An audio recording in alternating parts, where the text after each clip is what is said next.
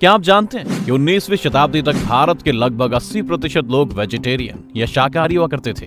21वीं सदी आते आते नंबर बदल गया। आज भारत में 28% लोग शाकाहारी हैं, जबकि 71% लोग नॉन वेजिटेरियन हैं। इससे बचा 1% तबका वीगन है, यानी वो लोग जो जानवरों के बनाए किसी भी प्रोडक्ट का इस्तेमाल नहीं करते, फिर वो दूध और शहद ही क्यों ना हो। पर 200 साल में इस आंकड़े के बदलने के पीछे क्या कारण हो सकते हैं? क्या भारत में आते पश्चिमी सभ्यता के प्रभाव के कारण लोगों की डाइट तेजी से बदली, या फिर इसके पीछे कोई और साइंटिफिक कारण है? आज हम ये भी देखेंगे कि वेजिटेरियन और नॉन वेजिटेरियन डाइट के बारे में साइंस का क्या मानना है और कौन सी डाइट ज्यादा बेहतर है। तो अगर आप भी जानना चाहते हैं तो बने रहिएगा वीडियो के अंत तक हमारे साथ। वीडियो शुरू होने से पहले वीडियो को लाइक करना और चैनल को सब्सक्राइब करना मत भूलिएगा। भारत में आज भी दुनिया भर से सबसे ज्यादा वेजिटेरियन लोग रहते हैं, लेकिन इसकी क्या वजह हो सकती है? भारत की वेजिटेरियन डाइट के पीछे कुछ लोग हमारे यहाँ के धर्म और संस्कृति को एक बड़ी वजह मानते हैं, लेकिन संस्कृति को भी किन्हीं कारणों से ही इस तरह डिजाइन किया जाता है। भारत के संदर्भ में वो कारण मौसम था। जिन भी देशों में नॉन वेज खाने वालों की संख्या ज्यादा है, वहाँ ज्यादातर साल के कुछ महीने बर्फ पड़ती थी, जिस वजह से फसलें नष्ट हो जाती थी। उसके अलावा मिडिल ईस्ट जैसे भी कुछ इलाके हैं जहाँ की बंजर रेगिस्तानी जमीनों में फलों और सब्जियों का उगना मुश्किल है, जिस वजह से मजबूरन उन्हें अपना पेट पालने के लिए शिकार का सहारा लेना पड़ा, और इस वजह से भी वहाँ की संस्कृति में मीट खाने का प्रचलन रहा। इससे उलट अगर अब भारत को देखें तो भारत में हमेशा से ही खेती का बोलबाला रहा है।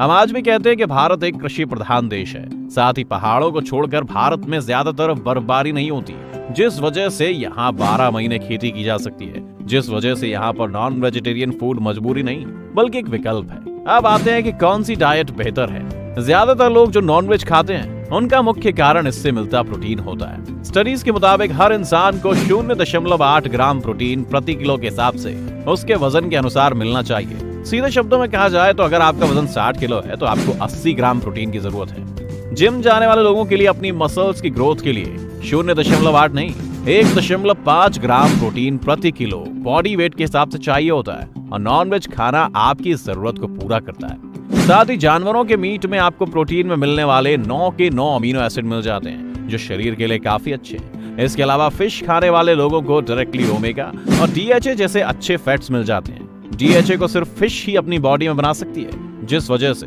सिर्फ वेजिटेरियन डाइट लेने वाले लोगों में इसका अभाव रहता है। नॉन वेजिटेरियन खाने में आपको vitamin D, vitamin B12, niacin और सेलेनियम जैसे न्यूट्रिएंट्स मिलते हैं, और इनकी पूर्ति भी केवल एक शाकाहारी या वीगन डाइट से कर पाना थोड़ा मुश्किल है। लेकिन अलग अलग साइंटिस्ट के विचार इस पर बंटे हुए हैं। कुछ विशेषज्ञ जहां मीट खाने को सही बताते हैं और इसके फायदे गिनाते नहीं थकते, वहीं दूसरी ओर कुछ लोगों ने मीट खाने को कैंसर जैसी बीमारियों से भी जोड़कर देखा है। यहाँ तक कि WHO की कुछ ऐसी रिपोर्ट्स हाल ही में सामने आई हैं जो प्रोसेस्ड मीट्स को कैंसर कॉजिंग बताती हैं, और रेड मीट को भी बाल कैंसर से जोड़कर देखती हैं। और इस तरह की ये सभी रिपोर्ट्स इन विशेषज्ञों के सभी दावों की पुष्टि करती हैं, पर इसका मतलब ये नहीं कि सभी तरह का मीट बुरा है। फिश और चिकन को आज भी लोग एक हेल्दी ऑप्शन मानते हैं। द चाइना स्टडी के लेखक और विख्यात बायोकेमिस्ट टी कॉलिन कैम्पबेल ने 20 साल तक इस क्षेत्र में रिसर्च की है, और उनके दावे ध्यान देने लायक हैं। उन्होंने माना है कि मीट खाने से इंसान के शरीर की लॉन्गेटिविटी घटती है। साथ ही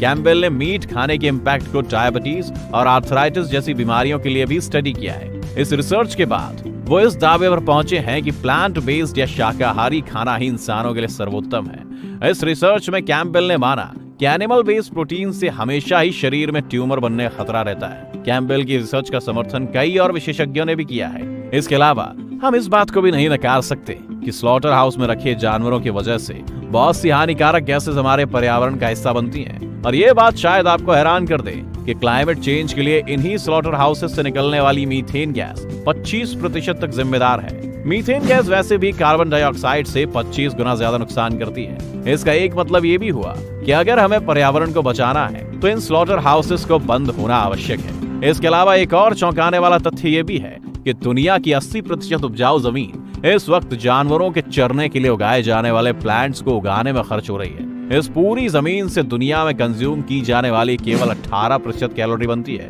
जो कि साफ दर्शाती है कि मीट खाने से किस तरह हम पर्यावरण के साथ साथ अपने संसाधनों को भी बर्बाद कर रहे हैं। अब आयुर्वेद पर आए तो आयुर्वेद यूं तो मीट खाने से किसी को नहीं रोकता, लेकिन उसके खतरे जरूर बताता है। आयुर्वेद के हिसाब से खाने को सिर्फ शरीर ही नहीं बल्कि आत्मा की तृप्ति का काम भी करना चाहिए। आयुर्वेद में 3 तरह की मुख्य डाइट बताई गई हैं। सात्विक, राजसिक और तामसिक, जिसमें से तामसिक डाइट में मीट आता है। तामसिक डाइट आयुर्वेद के मुताबिक अवॉइड ही करना चाहिए क्योंकि वो आपकी बुद्धि को भ्रमित करती है। आयुर्वेद कहता है कि तामसिक डाइट आपको ज्यादा गुस्सैल और ज्यादा आलसी बनाती है। इस तरह की डाइट ही आपको मानसिक रोगों का मरीज भी बना सकती है। हमारे बाकी ग्रंथ भी यही कहते हैं कि क्योंकि इंसान अब तक का सबसे समझदार जीव है, इसीलिए उन्हें सिर्फ वो खाना खाना चाहिए जिसमें सबसे कम हिंसा हुई हो, जैसे कि फल और सब्जियां। प्रोटीन जैसी चीजों के लिए मीट के बदले दाल और स्प्राउट्स खाने की सलाह भी आजकल कई डॉक्टर्स देने लगे। एक और चीज जो कहती है कि हमें मीट नहीं खाना चाहिए वो है हमारा खुद का शरीर। हमारे दांत मांसाहारी जानवरों से ज्यादा शाकाहारी जानवरों से मेल खाते हैं। इसके अलावा हमारे शरीर की लॉन्ग इंटेस्टाइन काफी लंबी है, जबकि मीट खाने वाले जानवरों में ये काफी छोटी होती है। इसका एक साधारण सा कारण ये है कि मीट जितनी देर तक शरीर में रहेगा, वक्त गुजरने के साथ वो उतना ज्यादा सड़ेगा और खराब होने लगेगा, जो आपको बीमार कर सकता है। इसलिए मांसाहारी जानवर जल्दी से मीट को पचा लेते हैं ताकि ऐसा कुछ ना हो। इंसानों को इन जानवरों के मुकाबले मीट को पचाने में ज्यादा वक्त लगता है। इसके अलावा हमारे नाखून से लेकर हमारे पानी पीने के तरीके और हमारी आंखों की क्षमता तक सभी शाकाहारी जानवरों से ज्यादा मेल खाता है, ना कि मांसाहारी जानवरों से।